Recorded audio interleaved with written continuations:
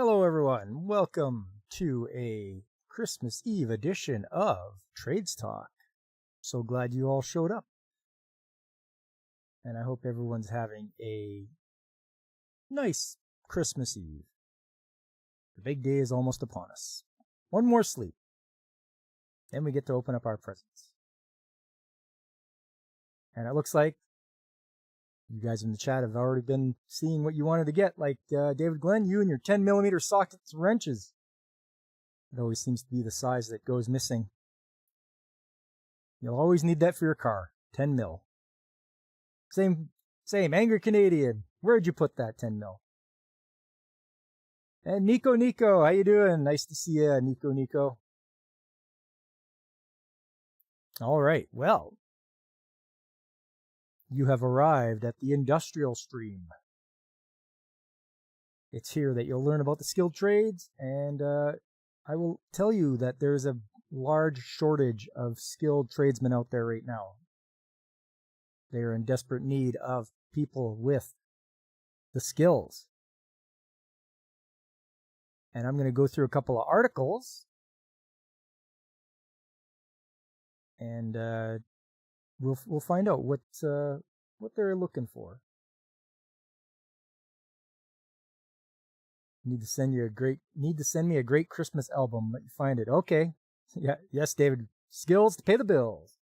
But first of all, let's stop off at Plant Magazine and see what they have written up here under the news section.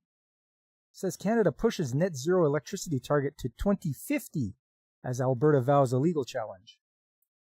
Now, for those who don't know, Alberta is the oil and gas center of Canada. There's a large oil sands up near Fort McMurray, and this is where a lot of the crude, they call bitumen, tar sands, this is where a lot of it comes from. And so it doesn't make sense to me that the people back east in Ontario, because that's where the Canadian government is located, want to get rid of petroleum, because it'll turn this province into a ghost town. And it will hurt a lot of people. But I wouldn't be surprised, because that's what the Canadian government is all about, is hurting its own people. We've seen time and again how they do this. And we have to vote out the people that want to hurt the average person and get in someone that is, they don't even have to be helpful. They can just be benign. Just do no harm. Just at least do no harm. If you can, make things a little better for everyone, but just stop kicking people and stomping on them when they're, hurting, like we are now. Let's see what this says. Federal government has pushed its target to achieve a net zero electricity grid back 15 years to 2050 as part of a new clean electricity regulations announced Tuesday, though officials maintain their target date was always the goal. Yeah. Canada had previously signaled an aim to fully decarbonize electricity grids by 2035, but some provinces, namely Alberta and Saskatchewan, said that's simply not doable. And it's not. They're these guys, pie in the sky, we got to do this by this time. Why? Why are we doing it? What's wrong with China and what's wrong with India? Why aren't they doing it? This thing where we have to try to be better than everyone else, that's a stupid idea, and that you shouldn't be trying to do that. You're going to hurt yourself while you're going to enrich other countries. It's ridiculous. It's asinine. At this point, you just want them to be too incompetent to do any harm. Yes, Nico. Yeah, can you just be useless enough that you don't do anything to hurt people? Alberta Premier Danielle Smith swiftly responded to Ottawa's plan by saying her province would immediately mount a legal challenge because of the regulations weighed into provincial jurisdictions. Said that's a case Alberta fully expects to win. The country's electricity grid is already substantially green, with 85% of Canada's power supply coming from non-emitting sources. See? 85% already. Like, what's their problem? That's a lot. That's way more than some of these other countries. So, these guys are just stupid for the sake of being stupid. That's got to be it. But 4 provinces, Alberta, Saskatchewan, Nova Scotia, and New Brunswick, still rely on coal and natural gas to supply 30 to 85% of their power. Yes, because we don't have nuclear here in Alberta, and we don't have hydroelectric, because we're not near any places that have like waterfalls and such to provide hydroelectric power. So those other places, British Columbia, Ontario, Quebec, they can do that because they're set up. They have a place where they can rely on the hydroelectric power. Committing to a net zero electricity grid is an easy move for the other 6 provinces, which are already more than 90% of the way there. Territories will be exempt from the regulations, as most northern communities rely on diesel generation and are relatively small emitters. Let's face it, the whole country is small emitters, okay? We do not have the population of other large countries. So these guys, they gotta pull their head out of their asses and look around a bit. I think I'm going to send them a rope for Christmas. That way they can tie it around their neck and pull their heads out of their ass. It would be probably the best thing they ever did. While most government communications in recent years referred specifically to achieving a net zero emission grid by 2035 as part of Canada's overall goal to become a net zero economy by 2050, a government update in February on the regulations work signaled a shift in the timeline. We knew from the get-go, from where we are to where we need to be, we couldn't get there in 10 years, especially in light of the fact that the regulations may only enter into force in 2035, said Environment Minister Stephen Guilbeault, who has also previously spoke of Canada taking action to achieve net zero electricity grid by 2035. It was always our intention that we want to see things happening before 2035, but that we wouldn't be able to get a decarbonized grid before 2050. I'm starting to dislike that word decarbonized. It's really starting to wear on me. This whole thing about, oh, carbon is bad, carbon is bad, carbon is bad. A lot of stuff is made out of carbon. So their word salad that they use, they grabbed carbon and they ran with it to make it so that it sounds like it's the evil, and it's not. You dislike all of the newspeak? Same here, David.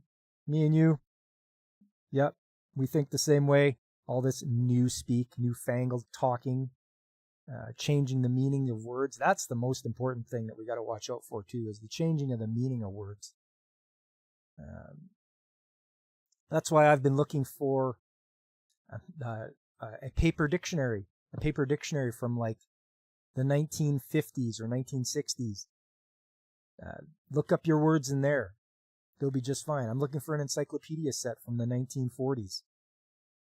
Just because, you know, a lot of stuff doesn't change. The only thing that changes is technology, but a lot of other stuff stays the same. Guilbeault also pointed out regulations only come into effect in 2035, as the draft regulations have also indicated. 2035 is an important moment because although regulation only enters into force, then the signal we send to those who will invest and operate grids start now. They have basically 10 years to prepare. That is if they're in charge. I'm sure the governments will change over the years, and hopefully this stuff just gets kicked to the wayside. And, you know, the next government doesn't follow through with it, kind of walks it back. That's what I think they should do. Walk it back. Stop being so gung-ho and idiotic in your quest to be the moral. It's almost like they want to be morally superior. And it's like, you guys are idiots. The amount of pollution we put out is a drop in the bucket compared to China or India. You know, go after those guys. Make those guys do it first. We're doing really well here. We actually have rules that we follow, and we have enforcement. So don't stop doing this to hurt your industry here, because that's all you're doing is you're hurting your industry, and you're making it so that other countries will benefit.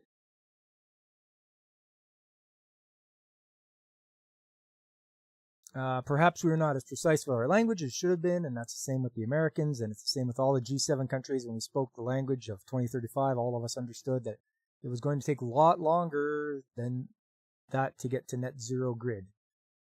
Final regulations, which will be published Wednesday, are also project a lower reduction of greenhouse gas emissions that have previously been forecast. That's another thing that gets me. Greenhouse gases. Greenhouse gases are not bad. Greenhouse gases help plants grow. Trees, bushes, all the plant life. It needs greenhouse gases. What do you build when you want to get plants to grow? A greenhouse. What's going on here? Like, so if they keep trying to get rid of the CO2, it's going to have a detrimental effect on the plant life, because plants need CO2, which is carbon dioxide, which they consider a greenhouse gas. But Gilbeau explained part of the difference in projections was because emissions generated by cogeneration, where a single plant produces heat and electricity simultaneously, is instead being covered by the recently announced oil and gas emission cap, originally covered in the Clean Electricity Draft Regulations. Such producers can produce their own heat and electricity, often at lower rates than they would otherwise by sourcing from a power grid. So although these units produce electricity, it is mostly electricity that's consumed by the companies themselves who produce it. Finalized regulations provide more flexibility than last year's draft for the provinces to comply with the changes. Those include changing to an annual emission limit for power-producing units, along with a credit system where provinces can pool their total emissions limit across units with province. Okay, so credits. That still doesn't stop pollution. And pollution is different than what they're trying to do. It's all about money. It's like a cash grab. They should ban pinto beans if they're really serious about doing that. Yeah, there you go. Canada may be better off becoming the 51st state of the U.S. Well, if you'll have us. I mean, I wouldn't mind. At least the Constitution and all that, all the Bill of Rights and all that would come into effect here, and I think we would be a lot better off. I really do. Yeah, it's wouldn't bother me at all, not at all.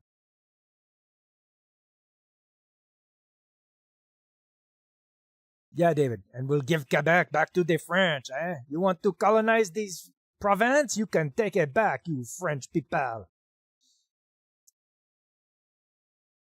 It's about ensuring that you're doing something that actually is going to work. At the end of the day, we want Saskatchewan to succeed. We want Nova Scotia to succeed. We want New Brunswick and Alberta to succeed, but we also want to achieve a net zero grid by 2050. Well, first of all, that's a lie. I'm sure they want those provinces not to succeed because they're still ramming through their net zero by 2050. So you guys should just stop it. Stop what you're doing and give your heads a shake. All the money you're getting from Alberta from the oil and gas revenue, it's going to go up in smoke, and you're going to have nothing now for all your income that you take from it. However, the flexibility brought little comfort to Alberta Premier Daniel Smith, who criticized the regulations as unconstitutional for regulating an area of provincial jurisdiction. We're gratified to see Ottawa finally admit that the government of Alberta's plan to achieve a carbon-neutral power grid by 2050 is a more responsible, affordable, and realistic target. Regulations require generators to meet unreasonable and unattainable federally mandated interim targets beginning in 2035. Those will still make electricity unaffordable for Canadian families. Smith added Alberta will be launching a court challenge to the regulations. The government also announced $60 billion in support over the next 10 years for clean energy. So it's what, $6 billion a year? Nah. No, it's ridiculous. It's dumb. I say stop it. You're going to cripple your own economy. You're doing something really stupid. But they'll have positive Twitter engagement. Yeah, pats on the back, internet pats on the back. That's what counts more, right? Look at us. We're virtue signaling. We're so virtuous. Yeah, meanwhile, people are losing their jobs, losing their homes, no money. You know, it's disgusting. What else we got here? Electric bus maker Lion Electric granted creditor protection. Remember we saw last week they filed for They defaulted on their debt, and they were going to apply for creditor protection, and it looks like they got it. So, Lion Electric, they got their creditor protection. NIO partners with battery cell maker to develop silicon-enhanced technology. Nissan and Honda confirmed talks on closer collaboration, but say there's no decision on a merger. Ooh, can you imagine if Honda and Nissan merged? That would be quite the thing there. Japanese automaker Nissan Motor Corp and Honda confirmed Wednesday that they are discussing closer collaboration, but denied reports they have decided on a merger. So they've denied them, but maybe it'll happen. Maybe Nissan and Honda will merge into one.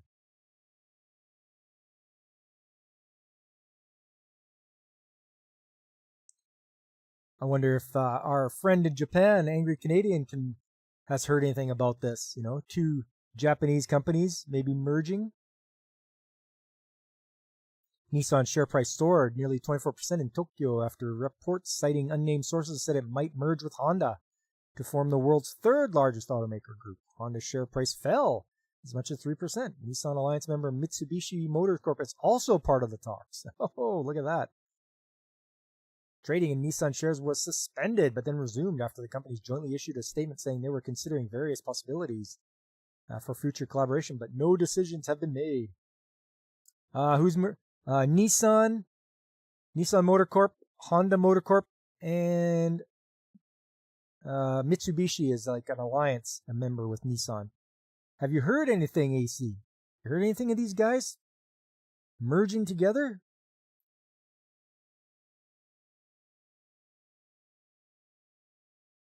An industry shakeup. The ascent of Chinese automakers is rattling the industry at a time when manufacturers are struggling to shift from fossil fuel-driven vehicles to electrics. Relatively inexpensive EVs from China's BYD, Great Wall, and NIO are eating into the market share of U.S. and Japanese car companies in China and elsewhere. First of all, do not buy a Chinese EV. They are garbage. They are just the worst kind of junk. I would never touch them. Interesting, you haven't heard, but you'll keep an ear open. They're all big competitors, so you don't see them merging. They might be just doing collab. They were talking about that. They denied that they're merging and said, you know, they want to collab closer, but you can't trust companies. They might not, they're not going to tell you the truth up front. So there may be some backroom dealing and they may merge, especially if they feel that they're in trouble. With these Chinese automakers, like I say, don't buy Chinese EVs. I've seen the videos on YouTube and such, and they just start on fire, or they do an update and it stops your car in the middle of traffic to do an update. Like, it's just the absolute biggest pieces of garbage you've ever saw in your whole life. Don't even touch them. They're not even good for landfill. Like, that's how bad they are. I wouldn't even throw them in a landfill. And trust me, I know landfill. I worked in the waste management industry for 15 years. You should see the stuff that gets thrown in there. I wouldn't even throw those Chinese cars in there. Japanese automakers have lagged behind big rivals in EVs and are now trying to cut costs and make up for lost time. Nissan, Honda, and Mitsubishi announced in August they will share components for electric vehicles like batteries and jointly research software for autonomous driving to adapt better to dramatic changes in the auto industry centered around electrification. A preliminary agreement between Honda, Japan's second largest automaker, and Nissan, third largest, was announced in March. A merger could result in a behemoth worth of $55 billion based on the market capitalization of all three automakers. Joining forces would help the smaller Japanese automakers add scale to compete with Japan's market leader, Toyota Motor Corp, with Germany's Volkswagen AG. Toyota itself has technology partnerships with Japan's Mazda Motor Corp and Subaru. If you see a Chinese EV, stop, drop, and roll. Yeah, exactly. Nissan said last month that it was slashing 9,000 jobs, or about 6% of its global workforce, and reducing global production capacity by 20%. after reporting a quarterly loss of 9.3 billion yen. Earlier this month, it reshuffled its management, and its chief executive, Makoto Uchida, took a 50% pay cut to take responsibility for the financial woes, saying Nissan needed to become more efficient and respond better to market tastes, rising costs, and other global changes. Fitch Ratings recently downgraded Nissan's credit outlook to negative, citing worse profitability partly due to price cuts in the North American market, but it noted that it had strong financial structure and solid cash reserves that amounted to 1.44 trillion yen. Nissan's share price has fallen to the point where it's considered something of a bargain. A report in the Japanese financial magazine Diamond said talks with Honda gained urgency after the Taiwan maker of iPhones, Honhai Precision Industry Company, better known as Foxconn, began exploring possible acquisition of Nissan as part of its push into the EV sector. Ooh. Need to start making those 280Z again. Yeah, bring back the 280Z. Or it's the Skyline, the Nissan Skyline. The company has struggled for years following a scandal that began with the arrest of its former chairman, Carlos Ghosn, in late 2018 on charges of fraud and misuse of company assets. Allegations that he denies. He eventually was released on bail and fled to Lebanon. Oh, so he wasn't guilty at all. He just fled to Lebanon. Of all the places to flee to, he's like, oh yeah, no, I deny these allegations, but I'm fleeing to Lebanon. What's up, James? How you doing, man? Good to see you. Honda reported its profits slipped nearly 20% in the first half of the April-March fiscal year from a year earlier as sales suffered in China. Toyota made 11.5 million vehicles in 2023, while Honda rolled out 4 million and Nissan produced 3.4 million. Mitsubishi Motors made just over 1 million. Even after a merger, Toyota would remain the leading Japanese automaker.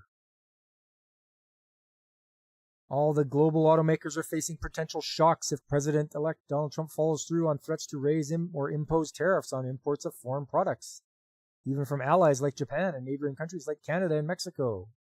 We've gone over that before, though. I've said he won't raise tariffs if they follow through with the stopping the drugs and the illegal immigrants from coming in.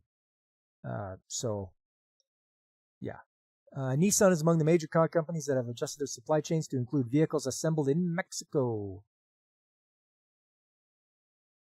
Sure feels like Japan is lagging in tech. Haven't seen much of Japanese innovation on robots based on recent AI boom, like the Tesla bot. Foxconn, I bet they're huge. I know, Foxconn. Really huge company.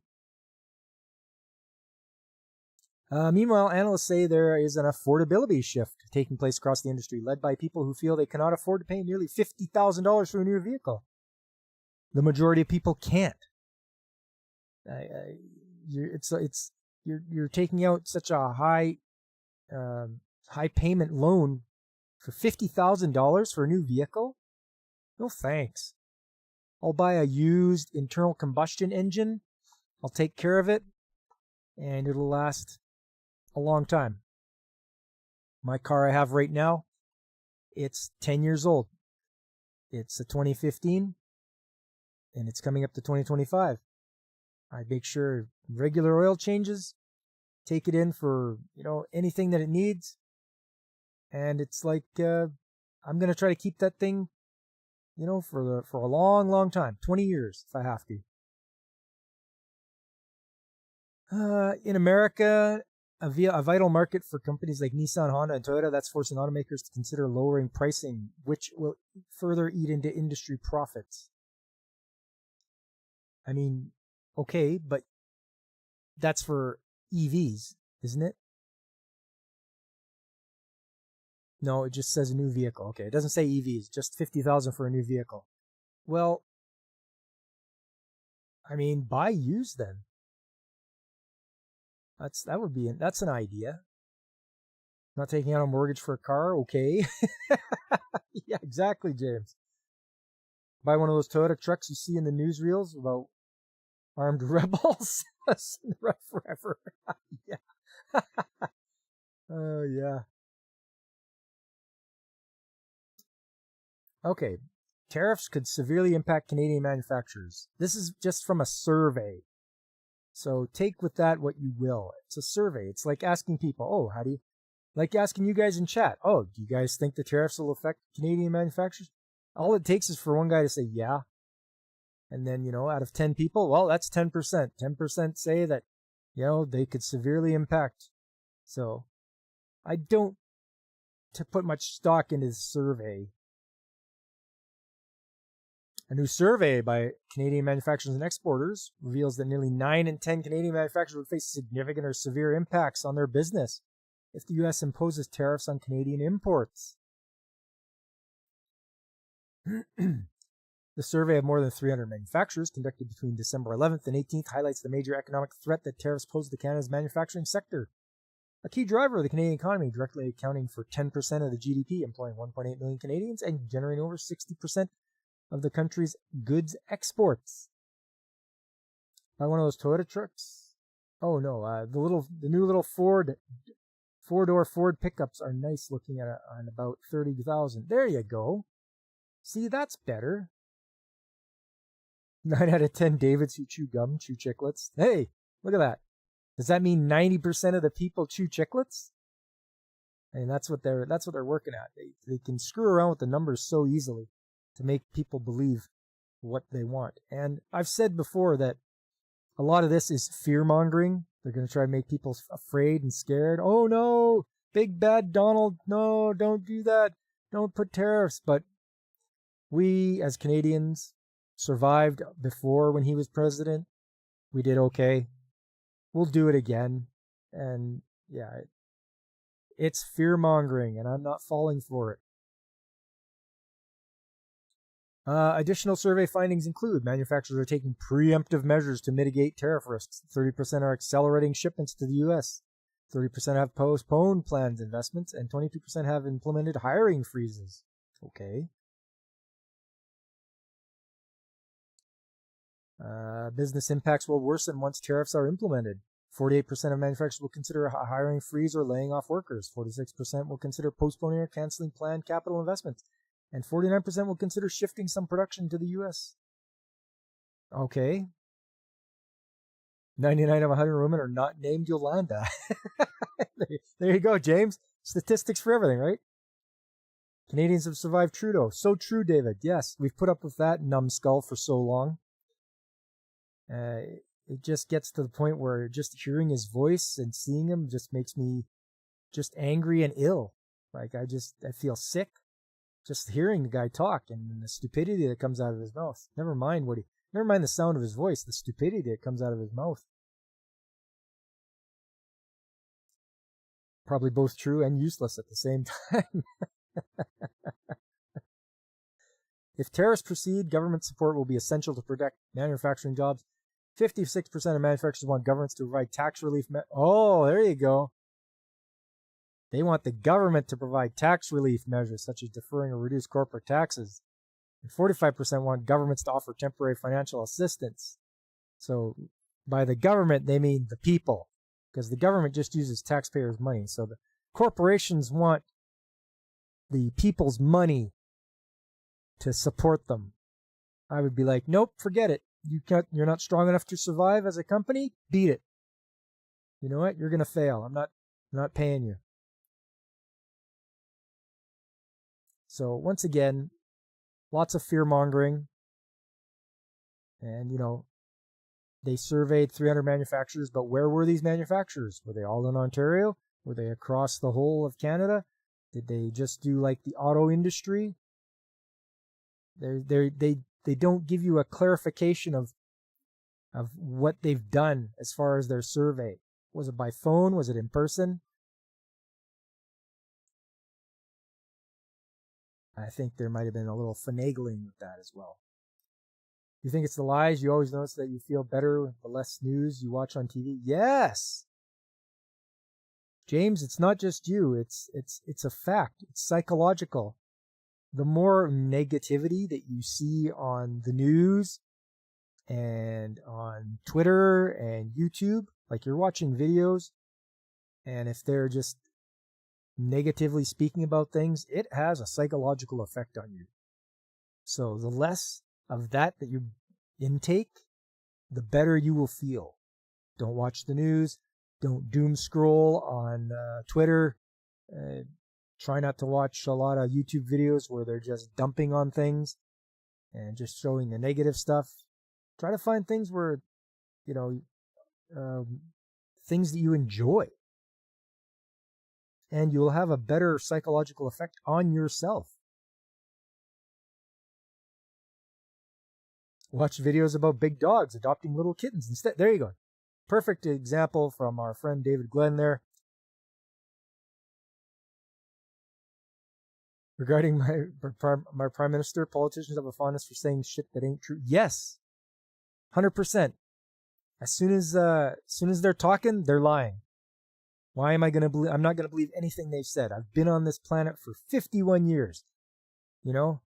I paid attention when I was 18. I was like, oh, I get to vote. And, they lie to you over and over and over again. People fall for it. This time, I'm not falling for it. Don't fall for it. That idiot in Ottawa suspended the GST, which is our federal tax. He suspended it. So he's like, oh, look, I've suspended the GST, so you don't have to pay 5% tax now on all your purchases. I would say, you know what? Abolish it completely then. But he's just doing this to get voted in again. He's fooling people, and people are so easily suckered by that. He has a carbon tax, and he takes money away from you, and he gives it back to you as a carbon rebate. But he doesn't give you back as much as he's taken away from you. But people fall for that. When the check comes in the mail and it says carbon rebate, I'm like, I would rather not have this carbon rebate and just have it so he doesn't take any carbon tax off me at all. That's the way I look at it. Get rid of the carbon tax. You're hurting people badly when things are bad enough as it is.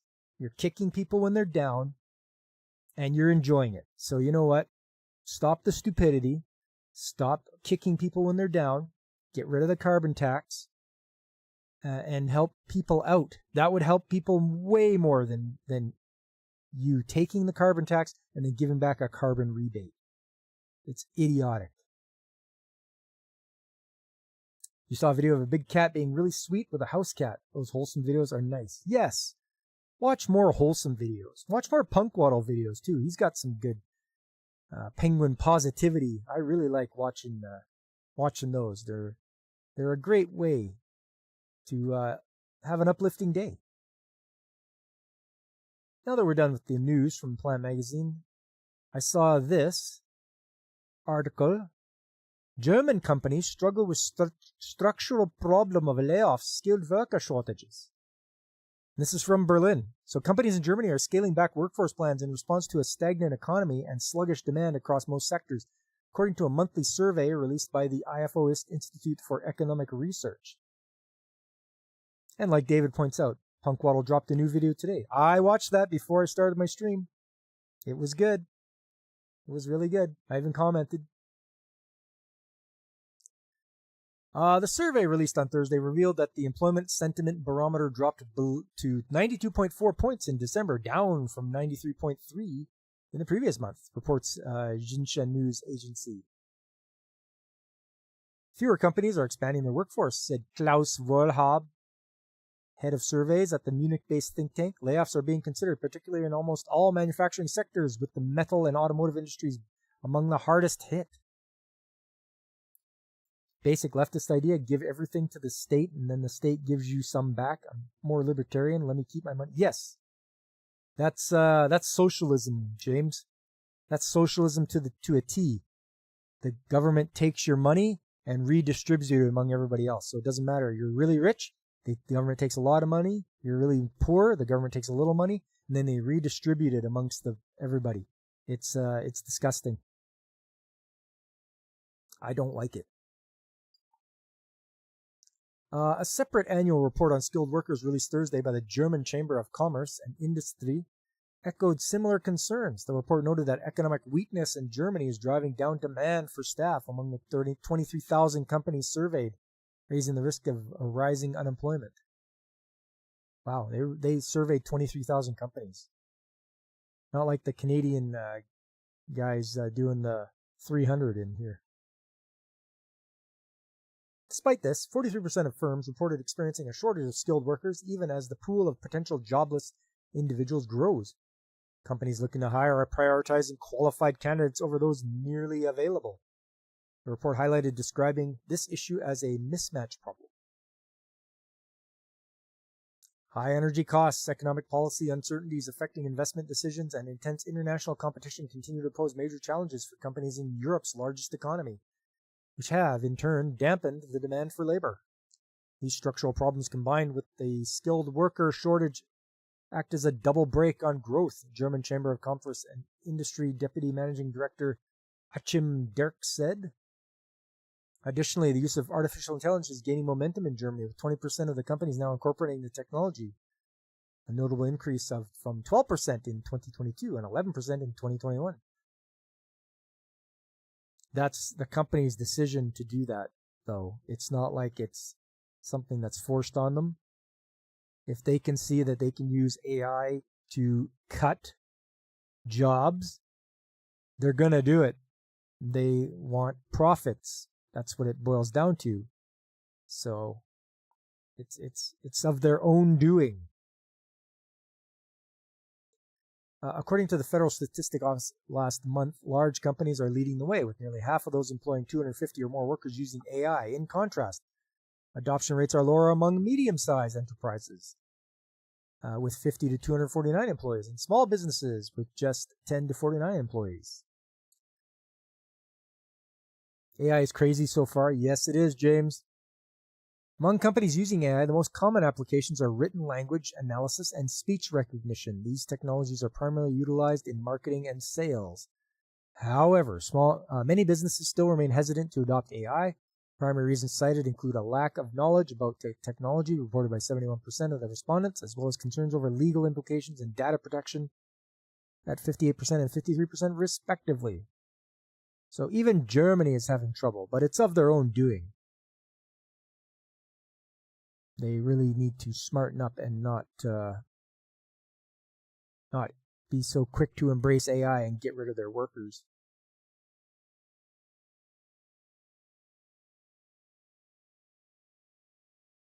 What good is an AI consultant that lies to you? Not much. Exactly. What do we got here? Skills Ontario's pre-budget submission reiterates urgent need to tackle trade shortage. Okay. Mississauga.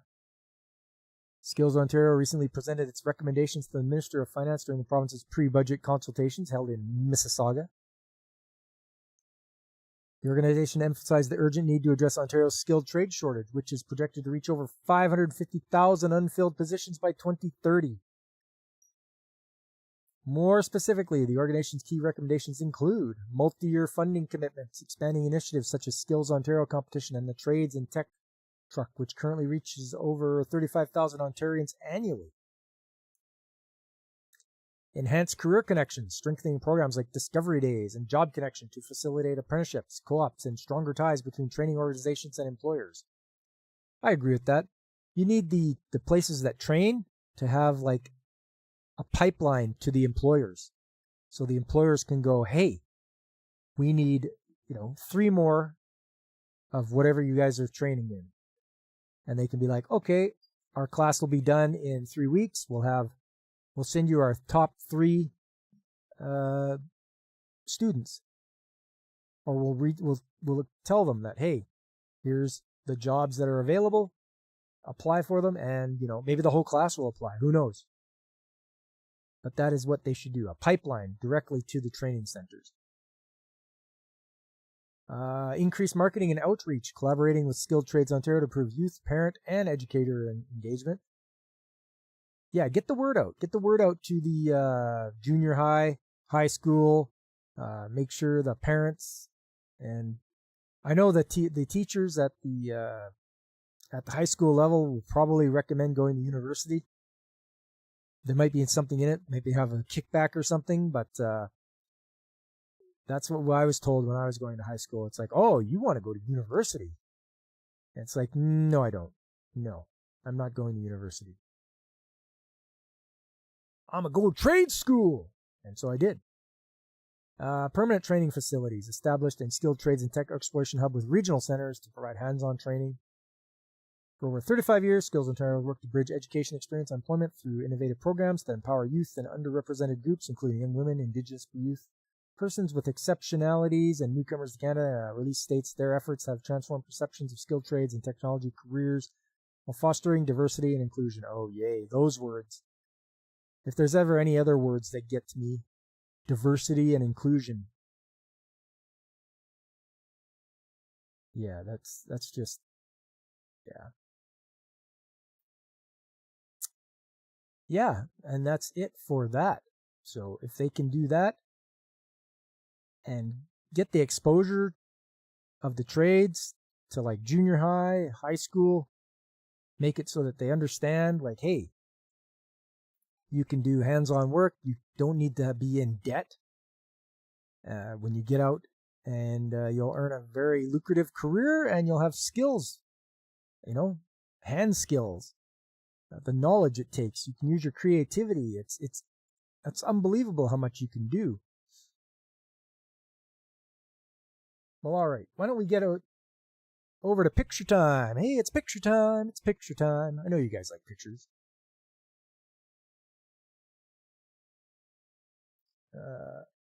There you go.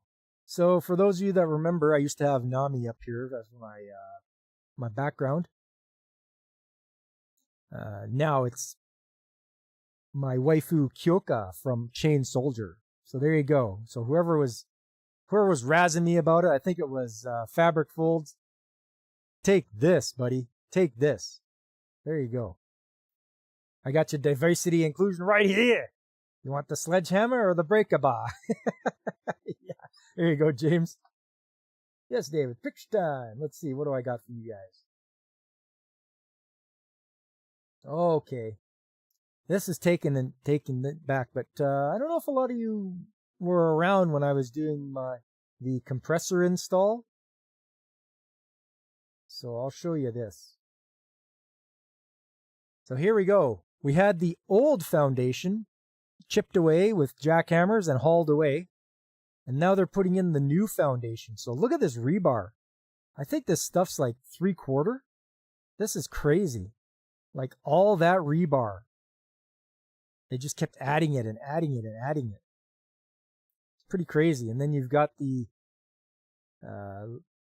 anchors there that the machine is going to rest on.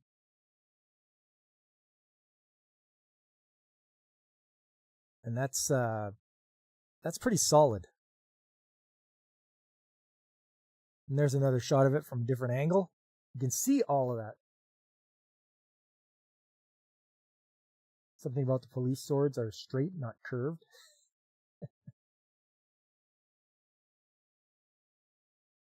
Yeah, I mean, that's another close-up. There's a close-up shot of the anchor.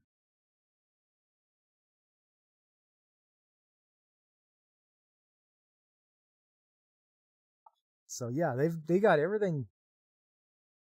The forms and everything they made, like you can see, support from every angle. Lots of wood holding that thing together. Because that's going to be one giant block. There's like several truckloads of concrete to fill that upon. Yes, James, you are so right. And I got pictures for that too. But yeah, look at that. They put they anchored it to the ground around it. And they have turnbuckles so that you can even adjust that to push you harder, or just adjust it to make it nice and straight. I'm not sure if it was 30 yards. It's pretty darn big though. Like, look at that. That thing is just, that's overkill. That's overkill, I think. And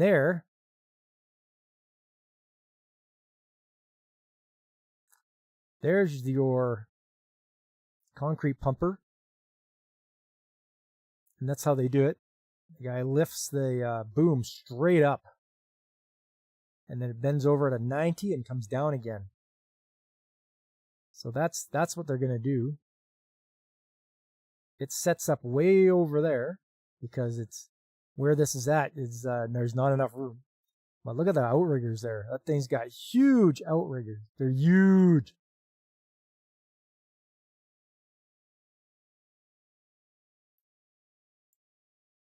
And I'm up here taking pictures with the project manager. You think you're way off, maybe 100 yards? Oh, I don't know about that. But we're getting pictures up here as they're going to pour because we don't want to be in their way. As you can see, they've yellow taped off the area so that people don't just go traipsing through there. There they are there. Got the hose. They're filling it up. Buddy's got their the vibrator in there. Get all the air bubbles out of it.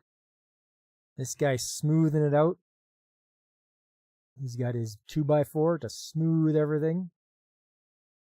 You've got your operator there. He's got the controls for the arm.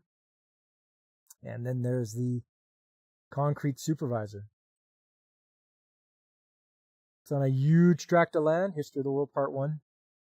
The Mel Brooks movie?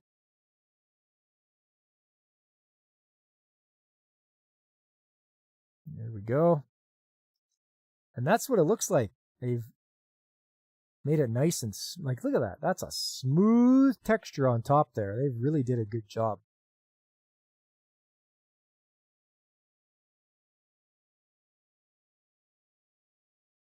But yeah, look at that. That's all right.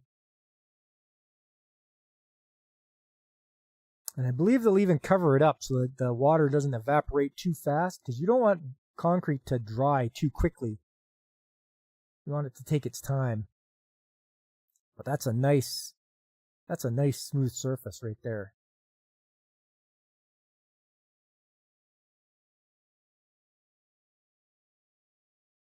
And there you are. There's the plastic. And they pulled off all the forms. And there you have it. That is one solid foundation, which is what you need for a big machine that's going on there. This thing is heavy. They had to call in a larger crane to get it over and set it on here. There you go.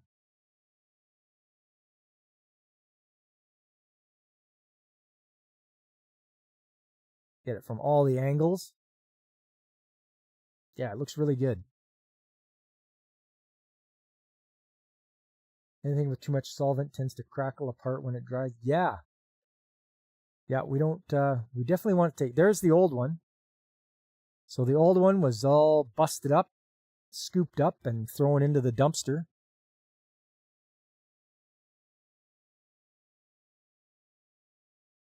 There's the machine that's going to go on it. That is the compressor right there. And it arrived by flat deck.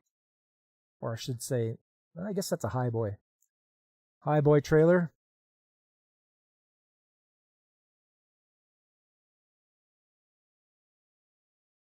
There's the crane. Crane's going to lift it off there. But this crane is not going to be enough. Crane is not strong enough. It doesn't have the load radius that it needs. Sure, it can lift it up when it's close, but the further away you get, the harder it's going to be for it. It's going to exceed the load radius and tip over. And I do have a video here, I think, of them pumping it in there.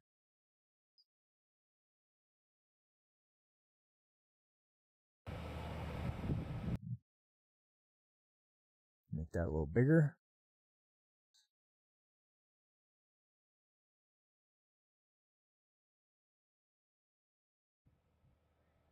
There you are. There's a picture of, or there's video of them pumping it in.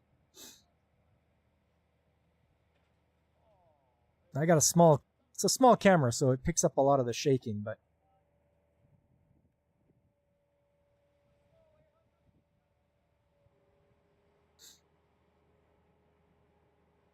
so they're just starting.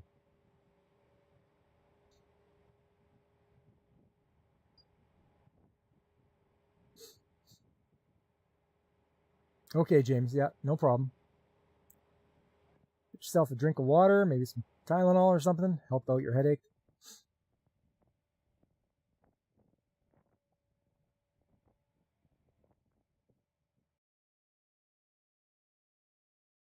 Okay, that was a pretty quick one.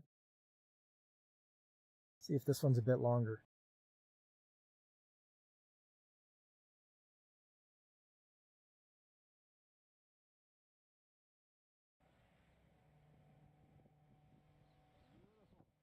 We got the majority of it filled up.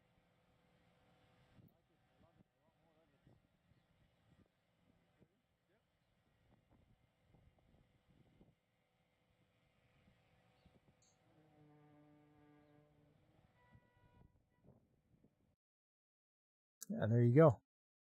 That's how they did it. But yeah, the reach of that concrete pumper truck was pretty crazy. You can see there, looking up, and it goes up straight up, and then 90 degrees over, and then it goes straight down again. Pretty crazy. They pump it all that way, but that thing can just has the reach. It's unbelievable the reach this thing has. You know, he's way over there, and they made it right into the middle, pretty much.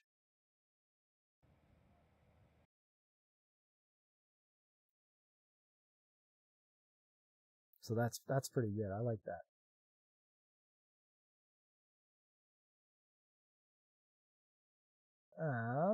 Oh yes.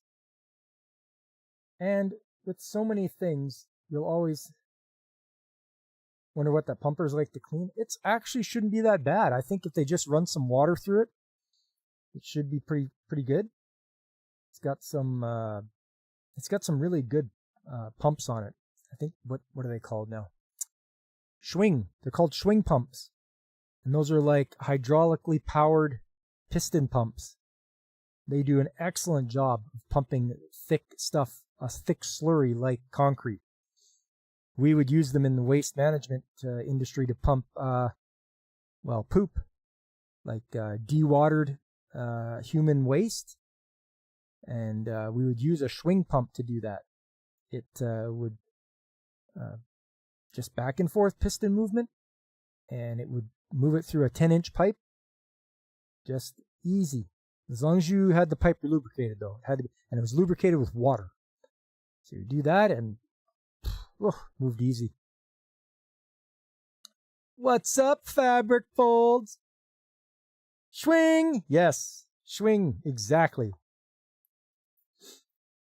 But yes, you'll always have some, oh, by the way, fabric, here you go.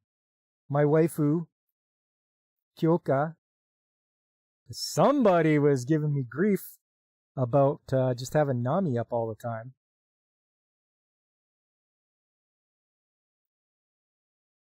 So yeah, there will be some deficiencies. There's something wrong here. I don't know if I can put my finger on it. Could it be the fact that this coupling can't reach this motor shaft? This came from the factory like this. The people that assembled this compressor, put this together like this. And it's like, you got to be kidding me. This passed QC? Who was that cruel? Who was that cruel? Yeah, exactly. Who was it? Nah, I don't know. I don't know who would have made a fuss about that. I don't know who would have called me out on my own stream.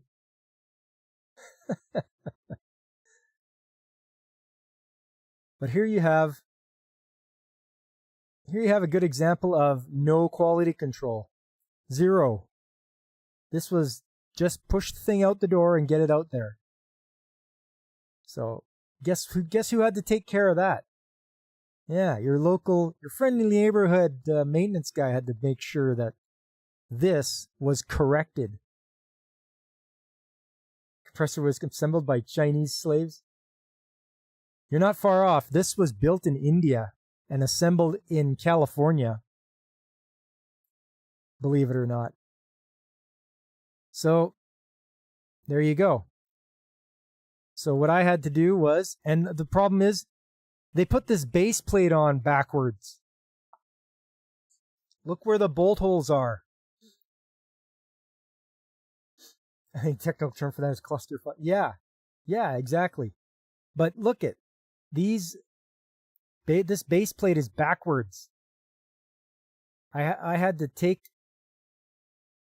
this big plate off because they screwed it from underneath. Hey, Merry Christmas, Lucifer. How you doing, man? Nice to see ya. Hope things are going well on the island there. Did it stop raining for you guys? They aren't real Indians. So yeah, I turned this base plate around 180 degrees. Obviously, I had to take the motor off. Turn the base plate around, put the motor back on. This time it moved it close enough that the shaft could reach that coupling. It was unreal that I had to do something like that.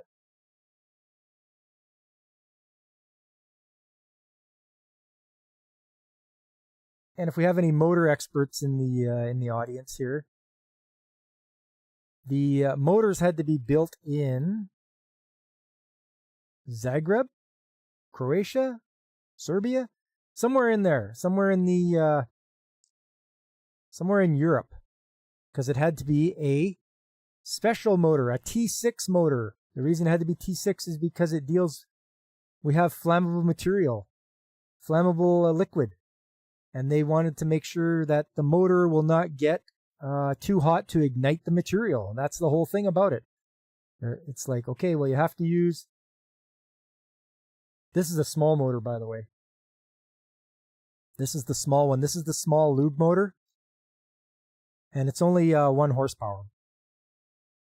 1 horsepower, 480 volt. Okay, 460 volt. But it has to be, it's a special class 1, division 1 T6 motor, which will not get hot enough to ignite flammable material. Why does the tag say assembled in Kurdistan?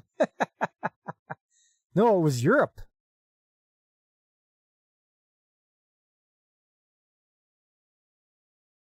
But yeah, this guy, that's the small motor for the lubrication of the compressor. There's the large one. This thing weighs 1,700 pounds. This is a ginormous motor.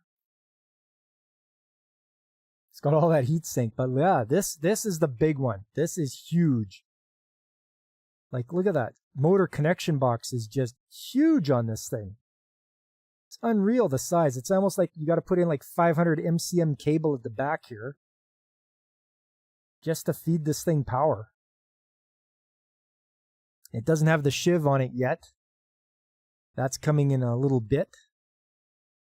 But there, and I can show you guys. Where is it here? 460 volts, 60 horsepower. It's a 60 horsepower motor. And it weighs 625 kilos. So multiply by 2.2, 1,400 pounds. The thing weighs 1,400 pounds. Just a monster. And it had to get field certified by CSA. That's how we had to have it built, especially for us, and we had to have it certified in the field. Pretty crazy. Maybe it was assembled in Ukraine, so the workers had to dodge drone strikes. Maybe. You're expecting machinery to be assembled correctly from the factory is kind of a racist. It's not too much to expect, though, if you're paying that much for it. If you're paying that much, the thing better come assembled correctly.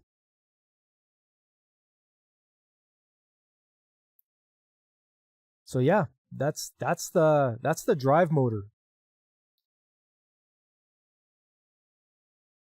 Assembled at the Detroit Zoo, actually in Royal Oak by the chimpanzees. There's your QC. There's your QC issue, yeah. There's the lubricator. Here's the belt. Look at the width of this belt. This thing, 5VX. Okay, so that's the cross section, a 5VX belt, and 1900. That's the length. And there's my hand. There's my hand as for scale. 1, 2, 3, 4, 5, 6, 7, 8. It's an 8-stranded power band. Like, that is a lot. That is a lot of friction for that thing.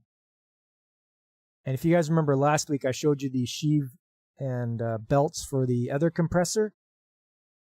It only had 3, but we're going to get that fixed up, and I want that to have more as well, so they don't slip. There's the motor sheave.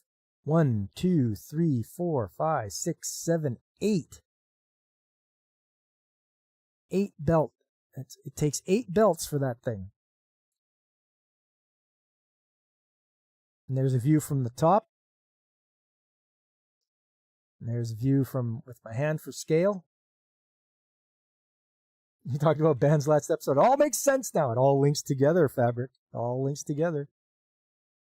So yes, that is a heavy shiv as well. Like, man, that thing, putting that on the motor, whew. And I believe it was a taper lock. I believe. Yep. So there's your 3 bolts that provide the lock onto the shaft. And then when you take it off, you take those out and you put them in the 3 other holes, and they will push against and push the shiv off the taper. You saw that one already. That's the control for it. The big control box for that compressor is outside. And, you know, it's like, why would you guys put it outside? Couldn't you find a better spot for it? But nope, they decided to put it outside.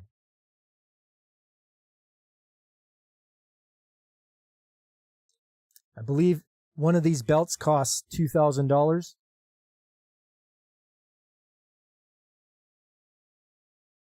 So that's a pretty big chunk of change. You want to start changing belts every year. What does it all do? Good question, James. This compressor is a sour gas compressor. This compressor takes sulfur vapor, compresses it in 2 stages. It compresses it to 260 psi, where it gets moved along through the process, and the sulfur gets separated out into hydrogen sulfide and carbon disulfide. So the compressors just take that vapor and compress it and push it along through the system. Yes, Lucifer, H2S. Why the gas got to be sour? I'd prefer sweet, but nope. H2S is what it makes. And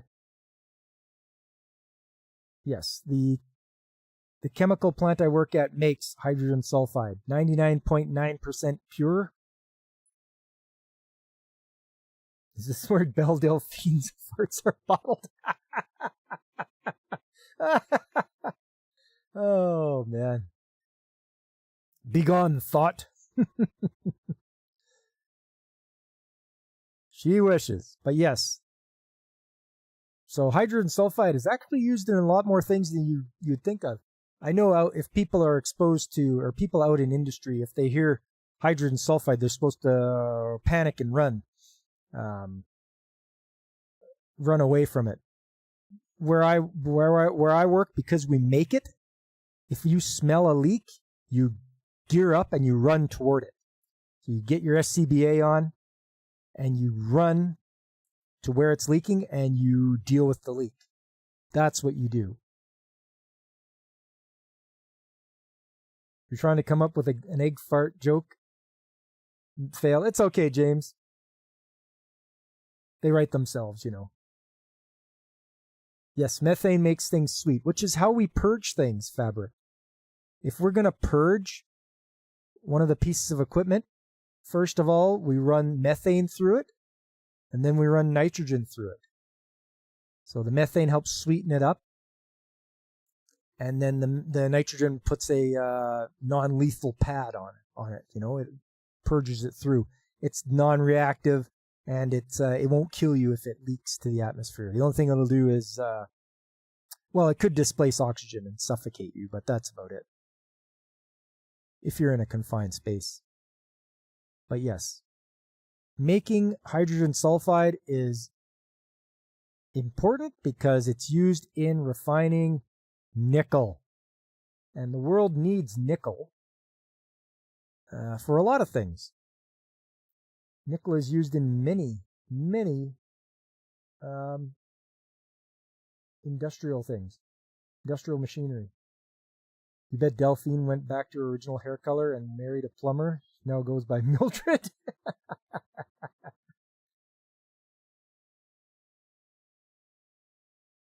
Let's see. What else I got here for you?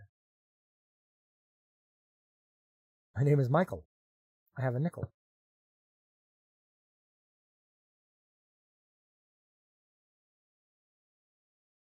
I appreciate you guys coming by. It is Christmas Eve and all, and I hope you guys are having a good old time. I had a great day today. I did a whole bunch of nothing. Because as I said in the title,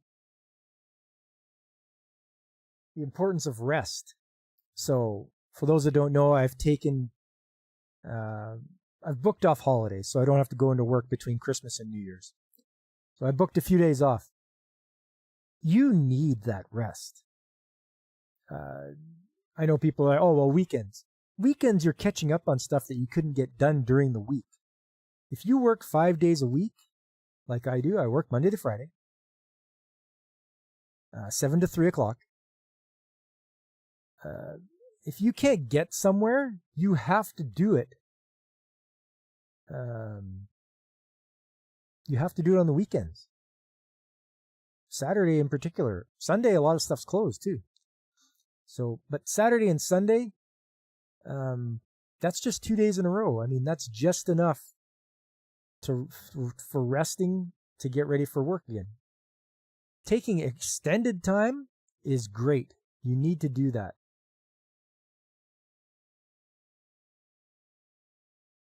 Couldn't leave me hanging. It's Christmas after all. Thanks, Fabric Man. I appreciate it. My favorite rancher, you know that? And large breed vet. You've been sleeping for days? This headache's got you worried? James, buddy, get it checked out. Get it checked out. Get them to do like MRIs and stuff like that because you don't want it to be the signs of something worse. First of all, make sure you're drinking plenty of water. A lot of headaches are caused by lack of water, so make sure you're drinking water, nothing else. And get checked out. Take a trip to the doctor. Get him to look you over. Tell him you're having headaches. You don't want anything to sneak up on you. Ounce of prevention, pound of cure type thing. Try to catch anything that you can early.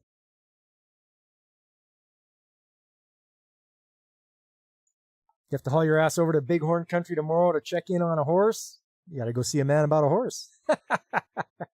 Very good, Fabric. Right on.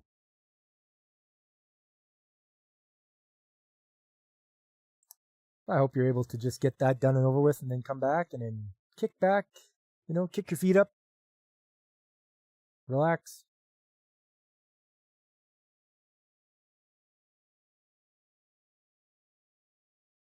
Yeah, there you go. Even Fabric agrees. Get it done, yeah. Sometimes you just got to grit your teeth and get it done.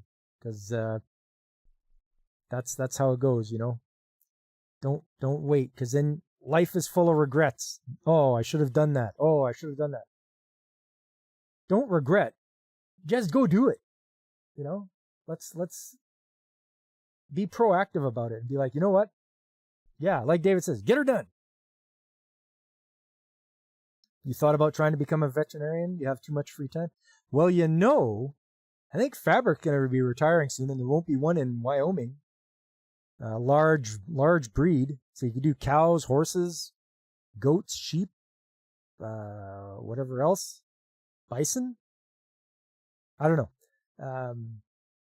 There's an opening there.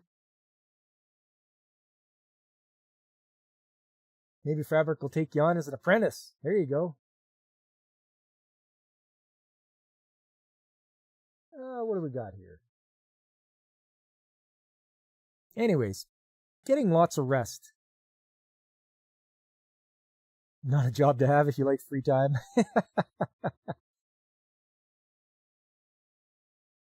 You work as long as your health holds up. Well, that's it. And a lot of us older gentlemen, I don't know about you guys, but I tend to think more about my health now that I'm getting older. It's like, getting older, probably should take care of myself a lot more and look at the things that can help, get me some more longevity. And I keep working because I got to take care of Mrs. Mechanic.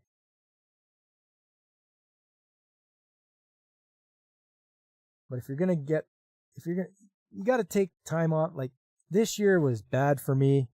I only took 3 days off the entire year, 3 days of paid vacation, and it was not a good idea. But I got screwed over because they moved the shutdown dates on me. They put it where I was going to take my holidays. So that's no fair. Next year is going to be different. They better keep it in the dates they want. They're supposed to keep it, and then I can take my holidays. But you need that downtime. You need the 2 weeks straight.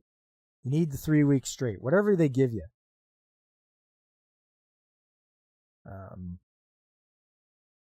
You've got... It's almost like Stockholm Syndrome, if you think about it. If you ever catch yourself, you're sitting at home, and you're like, I could be at work right now. Or I should be at work right now. Stop that. Don't think about that. You can't just live to work. Don't do that. Hey, Aris, how you doing, man? Yes, Merry Christmas to you, good sir. Nice to see ya. Merry Animus, Merry Vampirmus. Oh, you. Yeah, no, it's good to have you along. We're just talking about the importance of rest. How you have to have like many days off in a row. Otherwise, you start thinking like, I should be working right now. First of all, work isn't everything. You don't live to work. You work so you can live. And also have a hobby or something. Take up something. Building models, start a YouTube channel. This is my hobby. You doing YouTube? This is my hobby.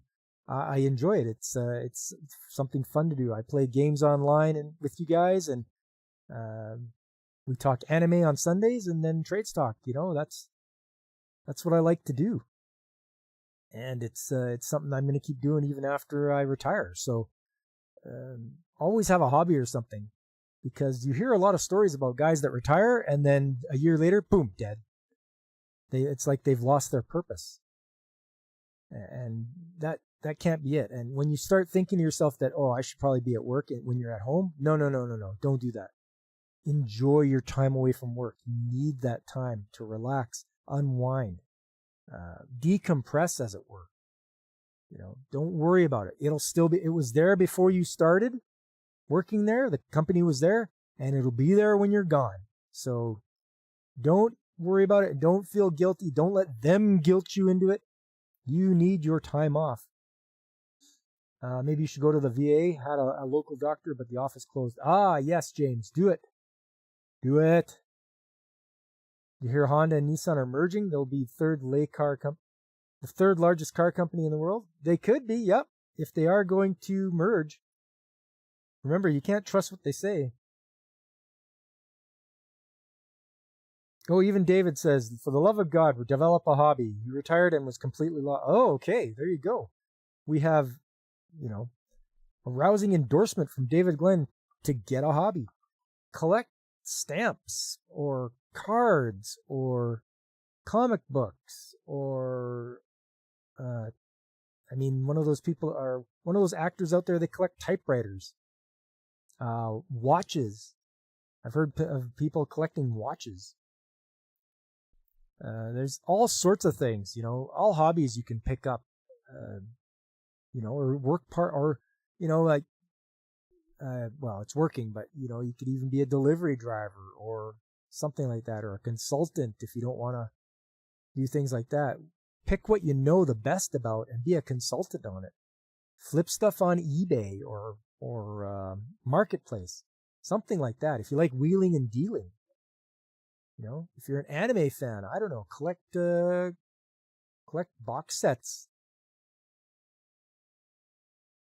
Everyone's heard of UPS and FedEx merger. It'd be called Fed Up. I like that. That's good. Your hobby was being in bad relationships? That's a bad hobby. Your hobby is repairing cranes for friends? Nice. Jeez. Crane repair. Not even I do that. That's some good stuff. But yeah, or if your hobby is traveling, maybe if you want to travel and write about it, write a blog about it or something like that, be a restaurant critique, anything. There's so much to do. Rebuild computers, do retro computers. Right now I'm getting into retro computer rebuild. I'm looking for parts for my retro computer from 1999. And I want to make it period specific. So I want to get sound cards, video cards, and do all that sort of stuff and have this Windows 98 machine that I still have all my old big box PC games for. It's a hobby. It's like stuff you can do, changing out RAM and CPUs. You hear in those retirement communities, they're collecting venereal diseases. Those wild and crazy old people, eh? For God's sakes, use a condom, Grandpa. Collect waifus in real life. There you go, Fabric. You got her. You want to collect real life, in life, IRL waifus. Why not? It's probably a bad hobby too. But build a basement because they tend to scream a lot. Soundproofing, gents. Soundproofing. We'll go over that next Trades Talk. How to soundproof your basement. Restaurant review, good idea. Who doesn't like to eat? I mean, yeah. You can develop a real big following, As long as you don't let it go to your head and you're like, oh, well, I'm this guy. If you want a good review, you're going to give me my meal for free. No. Be more humble and don't expect things for free just because you, do a review of them. But yeah, it's really important. Or else you need to build a basement first. Well, get yourself a shovel, eh? And get to it. No, I can't stress enough how important rest is. You gotta rest up. I won't be going back to work until the 2nd of January. So I've got a lot of days to rest. I will visit some family, but most of the time I'm going to be just at home, puttering around the house. I have a couple of unboxing videos to make because I did make some purchases. And I didn't take pictures of them yet, but I will soon take some pictures and post them on my Discord. You got to do home improvements, needs windows, and probably what doesn't it need? Mobile home built in 1988. Oh, there you go. I lived in a mobile home from 2006 to 2024. Yes. Yeah, so I lived in that place for 18 years. It was 2002, but still, it was a lot of years and a lot of time and money and effort put into that thing. You can see it now, a YouTube channel called James's Gentlemanly Eats. There you go. Hey, what's up, B17? How you doing, man? You're in a car. You on your way somewhere? You can't wait till you can afford a construction worker instead for Can't I wait until I can afford a construction worker instead? At first. Oh, I don't know. It depends on how fast you want that basement built.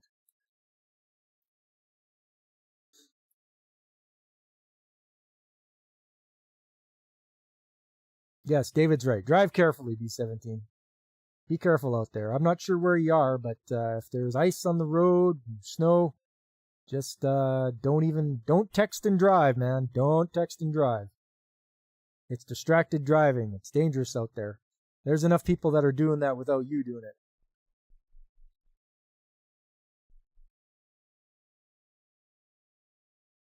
And everyone be careful out there today, this holiday season. You know, a lot of people are going to be drinking. They're going to be celebrating with lots of booze. So just make sure, you just keep your eyes peeled, head on a swivel, Hey, it's the Nerdporial Life Form. Hey, Nerdporial. Merry Christmas to you, man. Remember to go and hang out at the Nerdporial Life Form. He's got some videos coming out and live streams. He does some good stuff out there. They're kind of half houses. Everything is different from a regular house. Oh. Yeah, you're right. They are. Yeah, they refer to them as, well, up here they were called the modular homes. And I lived in a trailer park for a lot of years, and it was okay. It was okay. I had a nice enough yard, shed, and the only thing was the park getting on my case for mowing my grass. But my thing was, you know what? I'll mow the grass on the weekends. Stop pestering me. I work 5 days a week. Leave me alone. Yes, thanks, David, for throwing that out there. Subscribe to the Nerdporial Life Forum. Back when you were a circuit vet, you rehabbed a 72 Winnebago to use as a mobile office. Nice! Winnebago! That's beauty. Probably best to avoid being on the roads when the boozers are drunk. Yeah, so late at night, right? 11 o'clock, 12 o'clock, 1 o'clock. Christmas parties are ending. People are heading home and, they're all gassed up and ready to, thinking they can drive. Yeah, I don't want to hear about any of you guys having getting behind the wheel there. You guys don't do that, eh? I know you're better than that.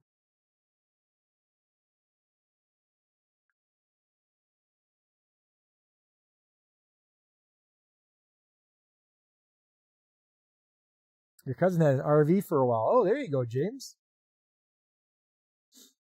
I've thought about it as well, but maybe just renting is good enough for the amount of time it gets used.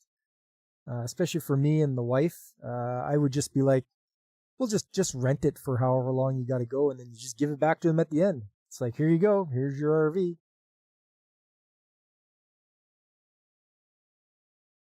You weren't aware that one had to winnow bagels. The chaff must be fierce. Yeah, exactly, David.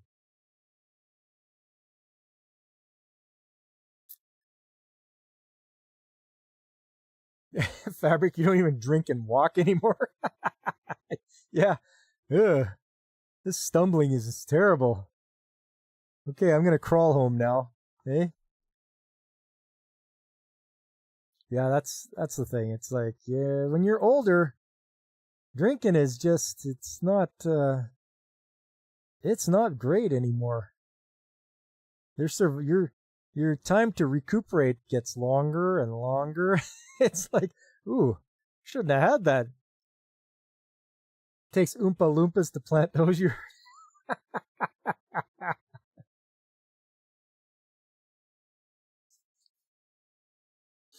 The old Oompa Loompas.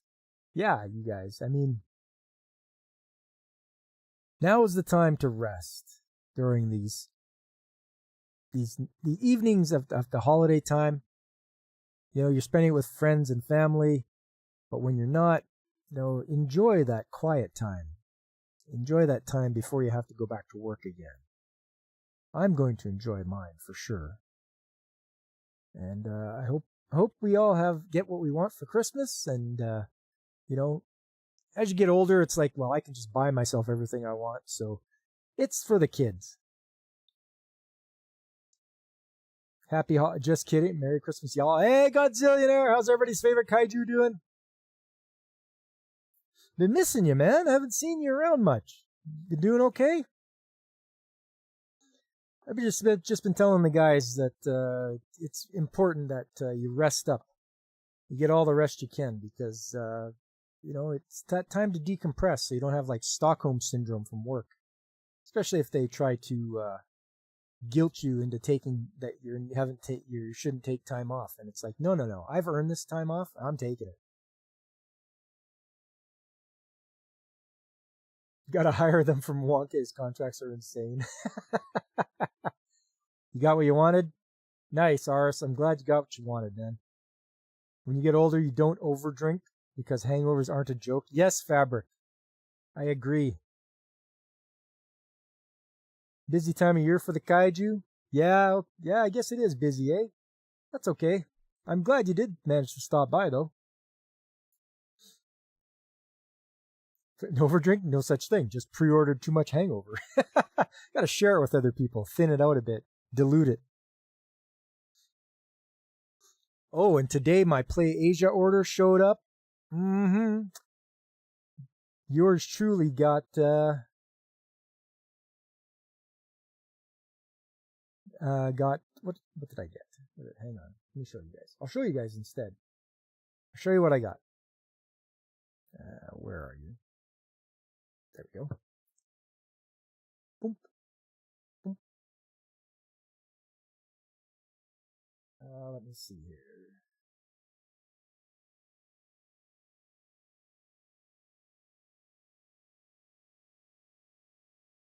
Okay, that's not on there.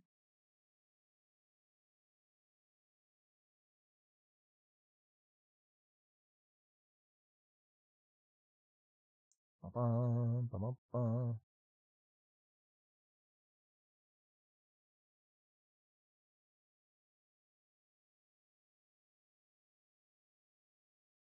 And boom. Look at this. I got Cutie and Honey 50th Anniversary Tribute Art Book. Cutie Honey.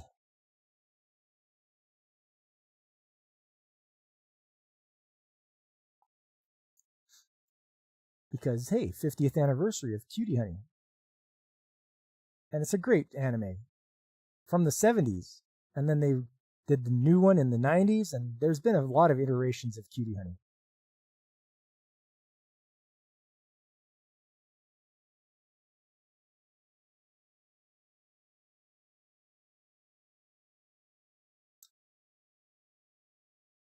Talk up another anime, so Godzilla falls in another time hall.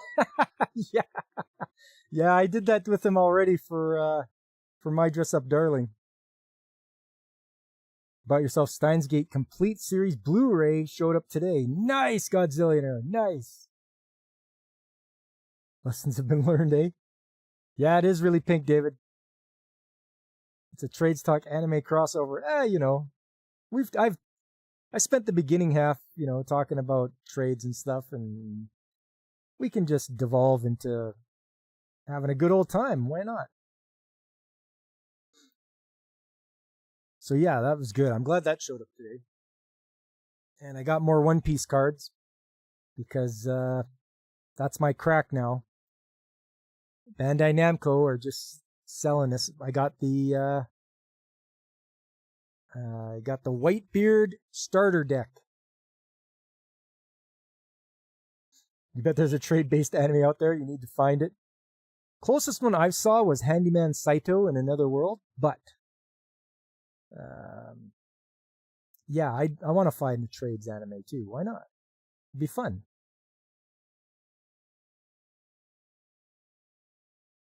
Started with Trades Talk, ended with plant shutdown and anime. Yeah, that's how we roll here.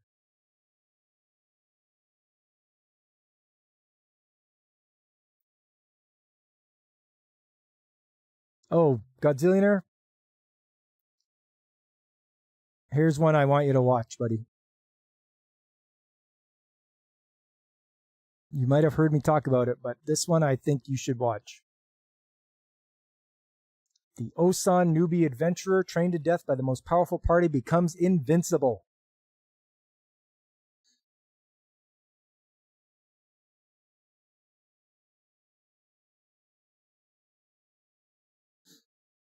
Started with yeah. As long as the series ends, like how many Dragon Ball episodes are there? That thing never ends. I know, James. Yeah, Dragon Ball is pretty crazy. Well, the original, there's Dragon Ball, Dragon Ball Z, Dragon Ball GT, Dragon Ball Super. You've heard of Osan Newbie? You think I was waiting for a dub because bad kaiju eyes can't read subtitles? Oh no. Okay. Yeah, if you wait for the dub, that's great, and I hope you enjoy it. Because as I said before, this show has waifus like Renette Elfelt and where is she? Angelica. And this show has heart. It has heart and character development, like very good character development. But the one that struck me as I was watching it, I'm like, wow, this show has heart. So there you go, Fabric. I pressured Godzillionaire to watch it, so we'll see. He's got to wait for the dub, though.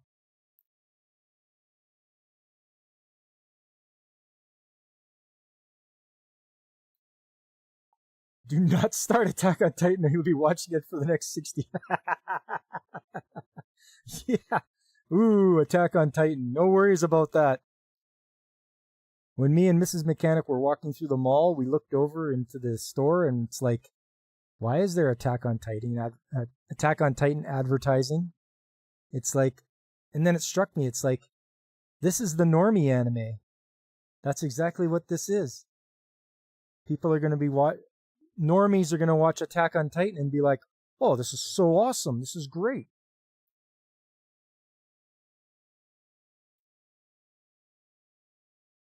Two Italian plumbers travel to Tokyo to battle Johnny Sokko's giant robot. You actually liked Attack on Titan ending? You know, you're weird. That's all right, Godzillionaire. I just mock it because it took so long. It's like Attack on Titan ending part 3, subsection A. Episodes 1 to 9. Oh, here we go. Part 3, section B, episodes 10. It was just dragged out. Took so long. Laughs in Naruto. That was all filler. Original Naruto, the last 80 episodes are like filler. Or maybe it was closer to 100. Anyways, there was a lot of filler in that.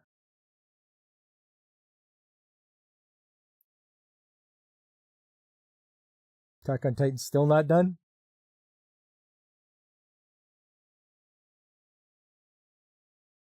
I mean, it should be.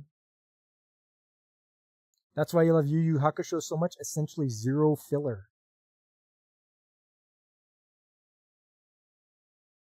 Yeah, and that's what I like about it. If they can do it without any filler, that's great. Oh, FMA, yeah. Well, the first one they had to veer away because they caught up to the manga. And the second one, Brotherhood, at least they kept it closer to the manga. Ultraman and Godzilla and King Kong all show up for cameos? That'd be alright. FMA Brotherhood is top tier. Yeah, I bought the DVDs, Blu-rays, whatever. I bought those and I watched it that way. Yeah. You like what you watched about FMA? It was good. Yeah, I mean, Full Metal Alchemist is just fine.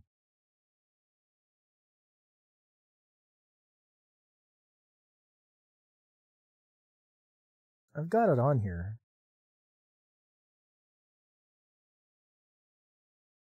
Yeah, Full Metal Alchemist Brotherhood, 64 episodes.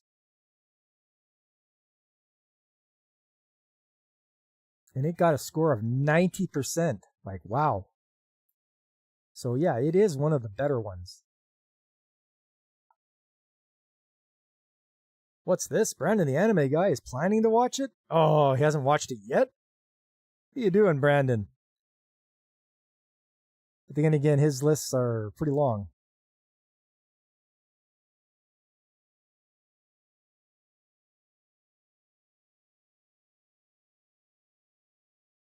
Godzilla, you rewatch Transformers the movie? Good choice. Always a good watch. I enjoy me some Transformers. You're also a heretic for saying Mobile Fighter G Gundam is the best Gundam series. I thought you'd be a heretic if you said it was Gundam Seed or Gundam Wing.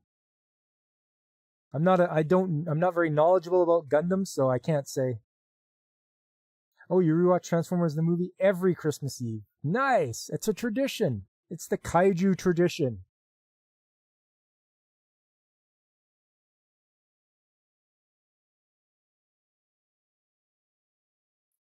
Brandon's list is bigger than his time. I know. It's getting so I can only watch like maybe 3 or 4 series in a season. You should watch the old Transformers. Yeah, do it, James. Watch it. It's good. Gundam Wing is second best Gundam series. Gundam UC storyline is trash. Oh, I like. You gotta go, RS. All right, man. Thank you for coming out, and you have yourselves a Merry Christmas and a Happy New Year. And I hope to see you around. It's literally your favorite movie of all time. You have it memorized. Oh, that's good. And can we appreciate? Damn it,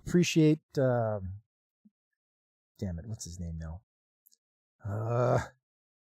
The guy who voices Unicron. Damn it, I knew his name too.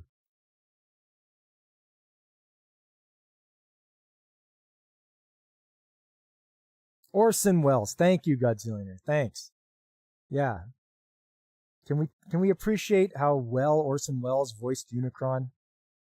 You know? I always like trying to impersonate him doing that too. I'll try like Welcome, Megatron. I have summoned you here for a purpose. Then it pleases me to be the first. I try. Try to get as low as I can get. You heard they all die, kids were leaving the theater in tears? Well, it's Optimus Prime, right? Optimus Prime was the hero. And all the kids were just, I was 13 at the time, so I didn't cry, but I was like, whoa, I was in shock. Yes, and Leonard Nimoy was Galvatron, yeah. Yeah, and Judd Hirsch was Hot Rod, and Lionel Stander was Cup. What's up, genitals? How you doing, man? Nice to see you stop by. We're still growing here. We've kind of like, we've sort of eased through the trades, and we're kind of like just shooting the breeze now, just yapping it up. We were talking about taking lots of time, take the time to rest during this time before you go back to work, and how it's really important. And I did some pictures and stuff about compressor installation. You just got back from in-law Christmas. There you go. I can go late. Santa doesn't visit Canada. Did you know you can write to Santa Claus in Canada? As long as you put the postal code, what is it now? HOHOHO. It legitimately goes through the mail and makes it to Santa Claus. So that's pretty cool. That's pretty cool that Canada Post decided to do that here. Aside from striking as well, but they're back to work now. But they've made their bed now. They gotta suffer the consequences. A lot of people are angry at them for them doing it at this time of year, and they are had to use couriers. So Canada Post might have just showed how irrelevant they are in this time. So they've got to be careful now.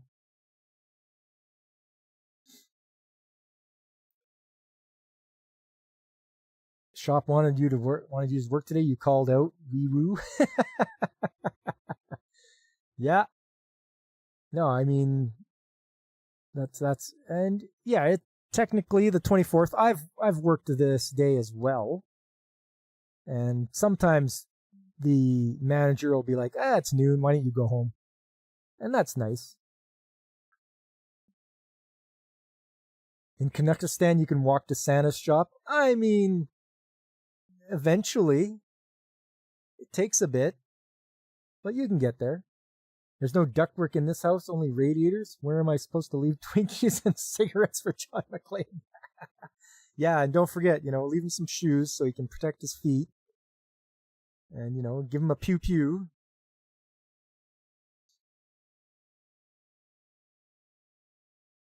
Good old John McClane.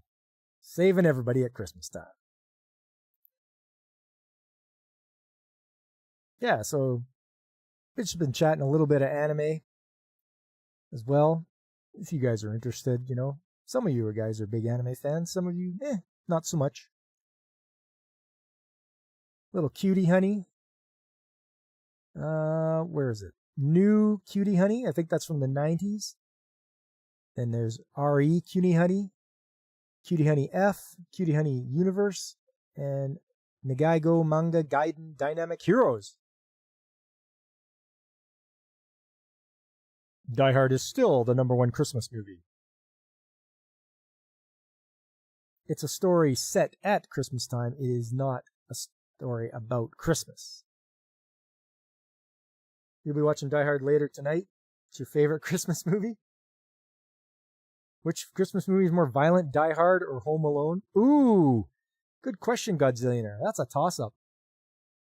I mean, what's his name? Marv? When Marv steps on the nail on the steps, oh man, I just cringe at that so hard. It's just like, oh God, no, not a freaking nail through the foot. It's a tradition in the opossum household. There you go, Fabric. Tradition is to watch Die Hard.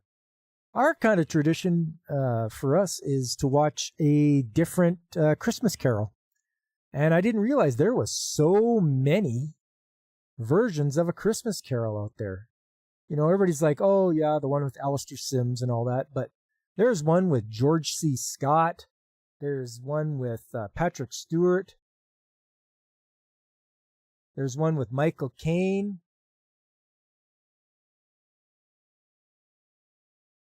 Like, what do we got here? The one with Jim Carrey and Gary Oldman, George C. Scott from 1984, Alistair Sim. That's the black and white one everybody watches. Guy Pearce and Andy Serkis. Never heard of it. It's a mini-series. Okay. Patrick Stewart. Yep, that's the one I've got on DVD. Oh, Reginald Owen and Gene Lockhart. That's from 1938. I don't think I've seen that one yet.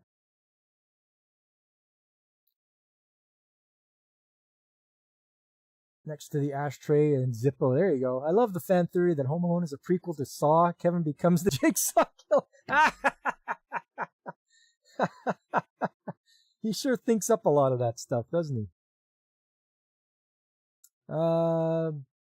Muppet Christmas Carol, yes, with Michael Caine.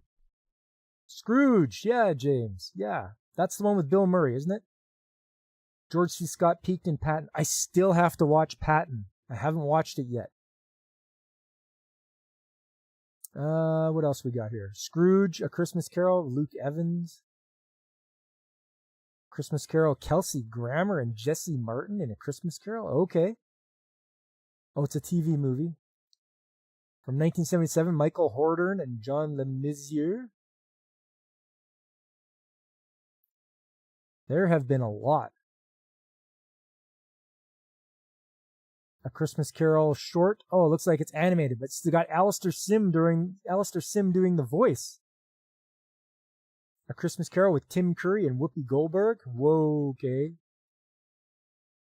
Patton is an amazing movie. Oh yeah, Godzilla. I gotta add that to my going to watch list. Scrooge from 1954. Frederick March and Basil Rathbone. Basil Rathbone was great as Sherlock Holmes. I watched a lot of his Sherlock Holmes shows. And Nigel Bruce was Dr. Watson. I had you at Tim Curry, lost you at Whoopi Goldberg. I know. She's just so unhinged and just deranged. There's the Muppet Christmas Carol, Michael Caine.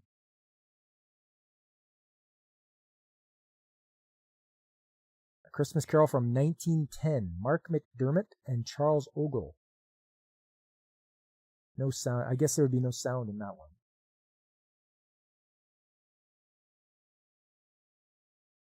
Here's a Scrooge, A Christmas Carol, Sean Astin and Ben Barnes. Scrooge with Bill Murray. There we go. There is a lot. Holy. Christmas Carol with Somar Alberg and David Carradine. Is that the same David Carradine who played... He played young Scrooge. It was him.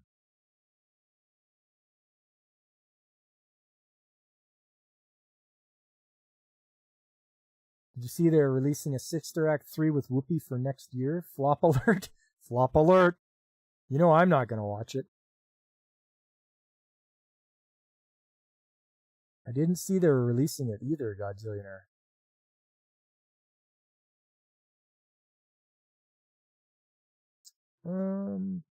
Man.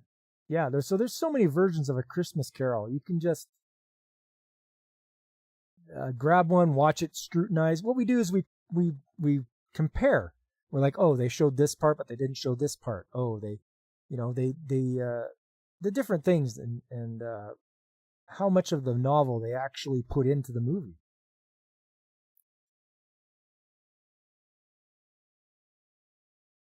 Note to truckers working tomorrow, Christmas Carol is not a lot lizard. You bet 90% of these have played on the Hallmark Channel. I don't get the Hallmark Channel, but you know what? You're probably right. Sesame Street Christmas Carol. There you go. Charles Dickens, A Christmas Carol from 2020. You know, and I'll watch A Christmas Carol as long as it's not made for the modern audience. Because I don't need that garbage.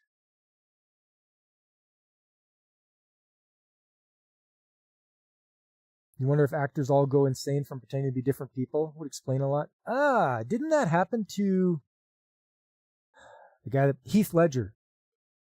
Didn't that affect Heath Ledger? No one gets the Hallmark Channel. The Hallmark Channel gets you. It's the Chuck Norris of channels, right?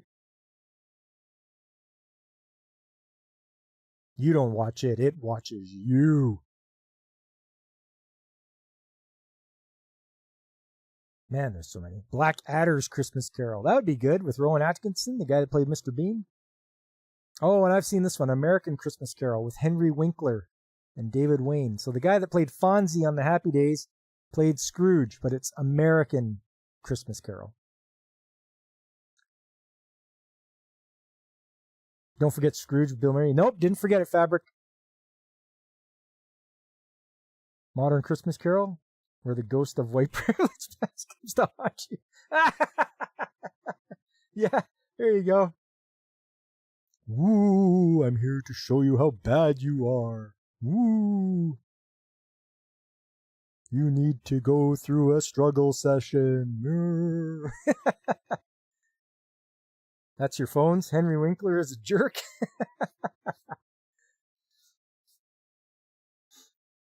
Yeah, in real life, he's not as cool as the Fonz.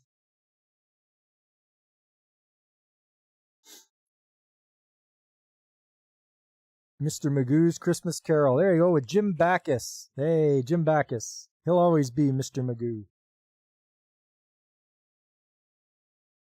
You won't sell Rocky back to Stallone. Is that what's going on? Okay. That's just being spiteful. Like, seriously. But Stallone shouldn't have sold it in the first place. Wouldn't white privilege be the ghost of Christmas past? Yeah, there you are.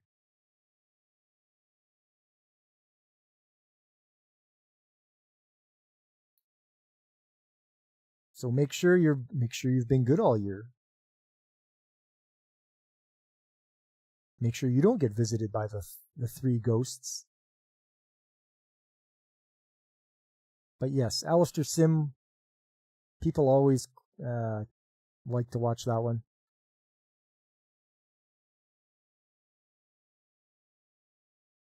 So that's in your fuck that guy category. Nice. Yeah. Oh, I used to have to keep a list of celebrities that I don't like because they're just jerks in real life. No coal, even for Winkler. Yeah, no coal for you. From the coal Nazi.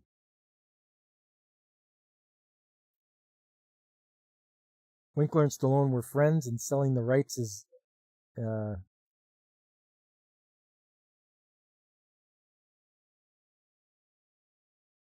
best for Rocky made. Keeps a list of celebrities he actually likes. It's shorter. Yes, Godzilla. You know what? It would probably be better to do that. There are very few that are actual likable people. I would have to say maybe Keanu Reeves is on that list of being a likable celebrity. Other than that, Jimmy Durante, he seemed to me to be a very good, likable fellow. You met Al Franken once. He's an even bigger asshole than what the SNL alums say he is. Oh, geez, David. Sorry about that. Oh, it's what got Rocky made. Okay.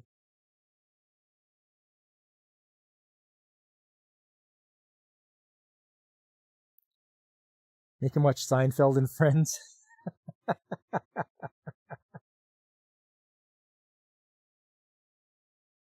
I never got into watching Seinfeld. It was just, I'm alive at the time and I just didn't want to watch it. It just seemed to me a show about people arguing, and I don't need to watch that kind of garbage.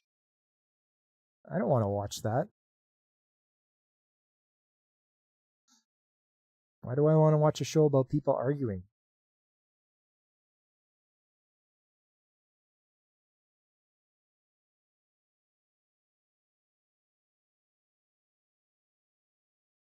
Oh, yes, the new Superman from James Gunn.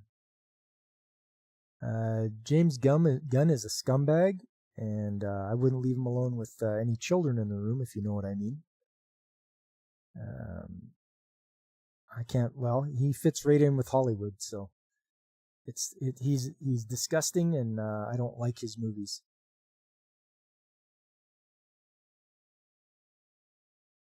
It really is a show about nothing. There you go.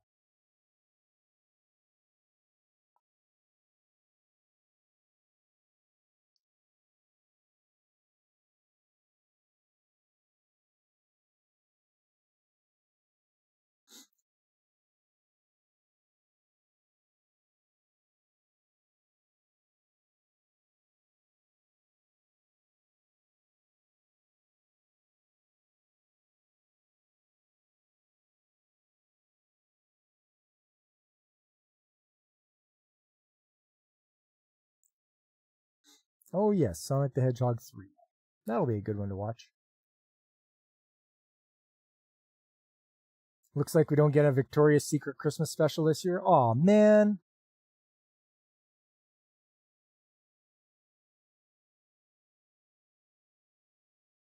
That's too bad. But the way Victoria's Secret is going, we gotta be careful because you'll just get a bunch of dudes walking around in lingerie. What do we got here? Moana 2. They should have stopped at the first one. Didn't need a sequel to Moana. You gonna crash out? All right. Merry Christmas, David. Thanks for coming out. And I hope to see you soon. And have a great Christmas.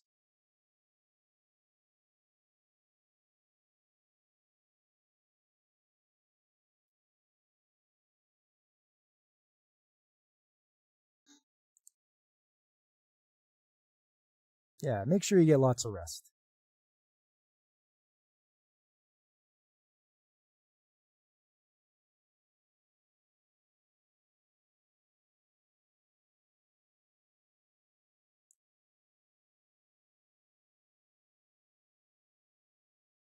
All right. I think I'm going to wrap it up too there, fellas. This was a really good stream. Right on. I'm glad you guys all showed up. It made for a great time. You know, we talked about trades and stuff, and saw some compressor install and foundation. Yeah, and then we can just devolve and go off the rails a bit to a little bit of anime and talk about movies. Please, guys, hit that like button, subscribe if you haven't already, spread the word, tell your friends. There's other good channels out there, people I've watched and enjoy as well, like Pacific 414, DJ Ronnie G, Brandon the Anime Guy. There's Carl at the RNG Podcast, Tomby, the bloke from across the ocean, Angry Canadian, Nerdporeal Lifeform, who was in the chat. There's everyone's favorite penguin, Punkwaddle, and Infinite Metal. He streams on Kick and Twitch. He does retro games, and he has a pet dragon named Skelly, who he does the voice for as well, and is very entertaining and pretty funny, as he gets mocked for his terrible gameplay. All right, coming up, guys. Coming up is Christmas. So, Christmas and then Boxing Day. And then on Saturday, I'm going to play some more Yu-Gi-Oh! For the DS. And then on Sunday, be more Sunday anime chat. I think what we'll do is, because we're in the fall season of anime chat, I won't go over the shows. I'll go over a few of the shows that I've watched. But then I'll do what's coming up for the winter season, winter 2025, the next season. I think I'll start picking my shows, and I hope you guys are there to, help steer me in the right direction with the shows I want to watch for the winter season of 2025. And then on Tuesday is going to be New Year's Eve. I'll do another trades talk. Yeah, it'll be the last trades talk of the year before 2025. So I'll do it again. We'll have a good casual chat about things. I won't be at work yet, but we'll look through some pictures and such. You can't celebrate Boxing Day, you're out of boxes. Ha, ha. Funny. As John McClane's Christmas greeting goes, yippee-ki-yay, Merry Christmas. All right, you guys. I had a fun time tonight. I hope you did too. I hope you guys have a good, safe Christmas. Enjoy yourselves. Be safe. Stay warm. And have yourselves a good time. As for me, I'm going to do that as well. Grab some hot chocolate, sit around the Christmas tree, listen to some Christmas carols, and look outside at the snow on the ground. And it'll be a nice, peaceful day. But until next time, everyone, Merry Christmas. Happy New Year. I've been Pop, and I wish you all the best.